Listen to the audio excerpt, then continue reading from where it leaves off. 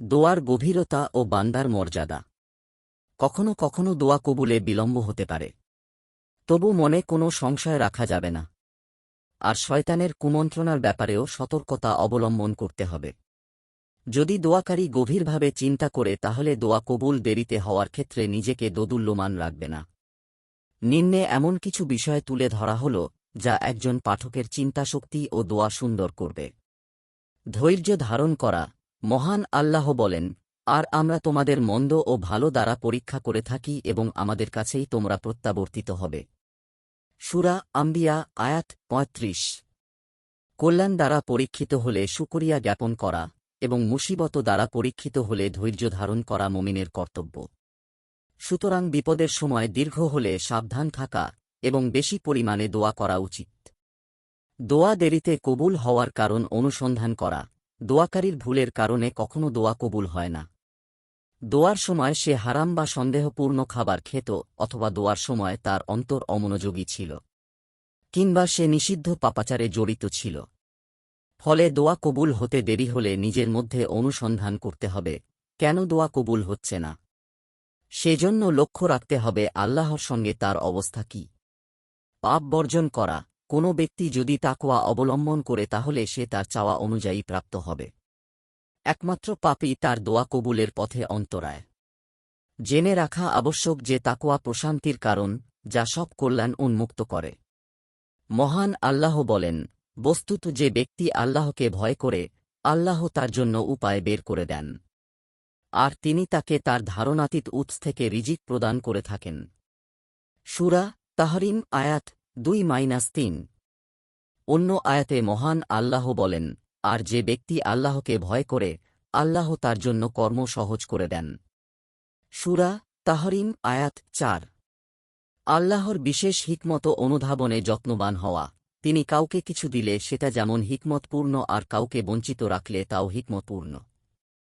সুতরাং অদৃশ্য হিকমতের অপেক্ষায় আল্লাহর ওপর নির্ভরশীল হতে হবে। কেননা মহান আল্লাহ বলেন, আর অবশ্যই তোমরা এমন বহু কিছু অপছন্দ করো যা তোমাদের জন্য কল্যাণকর, আর অবশ্যই এমন বহু কিছু পছন্দ করো যা তোমাদের জন্য ক্ষতিকর। প্রকৃত প্রস্তাবে আল্লাহ সবকিছু জানেন, কিন্তু তোমরা জানো না। সূরা বাকারাহ আয়াত 216। বান্দার জন্য আল্লাহর পছন্দ তার নিজের পছন্দের চেয়ে উত্তম, একটা গোপন বিষয় যা আল্লাহকে ডাকার সময় বান্দাকে মনোযোগী হওয়ার ক্ষেত্রে উপযোগী করে তোলে। নিশ্চয়ই আল্লাহ তাআলা শ্রেষ্ঠ বিচারক ও পরম দয়ালু। বান্দার জন্য কোনটা কল্যাণকর তিনিই অধিক জ্ঞাত, আর তিনি অধিক দয়াশীল তার স্বীয় ব্যক্তিজীবনের চেয়ে, এমনকি তার পিতামাতার চেয়েও। যখন তার ওপর এমন কিছু নাজিল হয় যা সে অপছন্দ করে, সেটাই তার জন্য কল্যাণকর। এটা আল্লাহ করে থাকেন বিশেষ দৃষ্টিকোণ থেকে এবং তাদের ওপর দয়াস্বরূপ। সুফিয়ান সাওরি রহমাতুল্লাহ আলাইহি বলেন, তাকে না দেওয়াটাও একটা দান। এটা এজন্য যে তিনি তাকে কৃপণতা ও অন্য খারাপ কাজ থেকে বিরত রাখেন। মূলত তিনি বান্দার কল্যাণের দিকে লক্ষ্য রাখেন। অতঃপর তাকে না দেওয়াটাও কল্যাণকর বিষয়। মাদারিজুস সালিকিন 2/215। মানুষ তার কাজের ফলাফল সম্পর্কে অজ্ঞাত, সে এমন কিছু চায় যা তার উপযোগী নয়, বরং তার জন্য ক্ষতিকর। এর উদাহরণ ওই উত্তেজিত শিশুর ন্যায় যে মিষ্টান্ন চায় অথচ সেটা তার জন্য ক্ষতিকর। সুতরাং মানুষের জন্য কোনটা কল্যাণকর আল্লাহই সর্বাধিক অবগত। মহান আল্লাহ বলেন, তোমরা এমন বহু কিছু অপছন্দ করো যা তোমাদের জন্য কল্যাণকর। সূরা বাকারাহ আয়াত 216। মর্যাদাপূর্ণ ইবাদত পূর্ণ করা। আল্লাহ চান তাঁর বান্দারা মর্যাদাপূর্ণ ইবাদত পূর্ণ করুক। তিনি তাদের বিভিন্ন রকমের মুসিবত দ্বারা পরীক্ষা করেন, কখনো দেরিতে দোয়া কবুলের মাধ্যমেও, যাতে তাঁর বান্দারা দোয়া নামক গুরুত্বপূর্ণ ইবাদতের পূর্ণতার উচ্চ শিখরে পৌঁছতে পারে। কেননা যথাযোগ্য ইবাদতেই বান্দার মর্যাদা পূর্ণ হয়।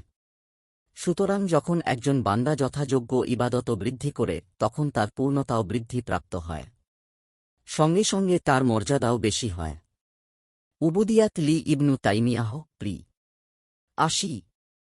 প্রিয় ব্যক্তিদের কাছে কষ্ট আসে, আল্লাহ তাআলা তাঁর প্রিয় বান্দাদের দুনিয়ায় কষ্টের সম্মুখীন করে থাকেন। আনাস রাদিয়াল্লাহু আনহু থেকে বর্ণিত, রাসূলুল্লাহ সাল্লাল্লাহু আলাইহি ওয়াসাল্লাম বলেছেন, আল্লাহ তাআলা যখন তাঁর কোনো বান্দার মঙ্গল সাধনের ইচ্ছা করেন তখন দুনিয়ায় তাকে অতি তাড়াতাড়ি বিপদাপদের সম্মুখীন করেন, আর যখন তিনি কোনো বান্দার অকল্যাণের ইচ্ছা করেন তখন তার গুনাহের শাস্তি প্রদান থেকে বিরত থাকেন।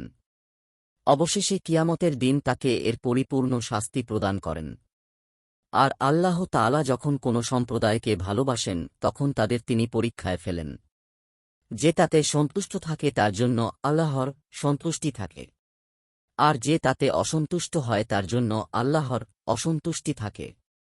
তিরমিজি হাদিস 2396। পরিশেষে দোয়া করে কখনো নিরাশ হওয়া যাবে না, বরং দোয়া কবুল হোক বা না হোক আল্লাহর কাছে দোয়া অব্যাহত রাখতে হবে এবং রাসূলুল্লাহ সাল্লাল্লাহু আলাইহি ওয়াসাল্লামের নিম্নোক্ত হাদিস স্মরণ রাখতে হবে, যেখানে তিনি বলেছেন, কোনো মুসলিম দোয়া করার সময় কোনো গুনাহের অথবা আত্মীয়তার সম্পর্ক ছিন্নের দোয়া না করলে অবশ্যই আল্লাহ তাআলা তাকে এ তিনটির একটি দান করেন। এক, হয়তো তাকে তার কাঙ্ক্ষিত বস্তু দুনিয়ায় দান করেন, অথবা 2, তা তার পরকালের জন্য জমা রাখেন, অথবা 3, তার কোনো অকল্যাণ বা বিপদাপদকে তার থেকে দূর করে দেন। মুসনাদ আহমাদ হাদিস 11149, সহিহুত তারগিব হাদিস 1633। আল্লাহ তাআলা আমাদের সব নেক দোয়া কবুল করুন, আমিন। নিয়মিত ইসলামিক এবং স্বাস্থ্য বিষয়ক ভিডিও পেতে লাইক, কমেন্ট, ফলো এবং চ্যানেলটি সাবস্ক্রাইব করে পাশে থাকবেন। মহান আল্লাহ আপনাকে উত্তম যা দান করুক, আমিন।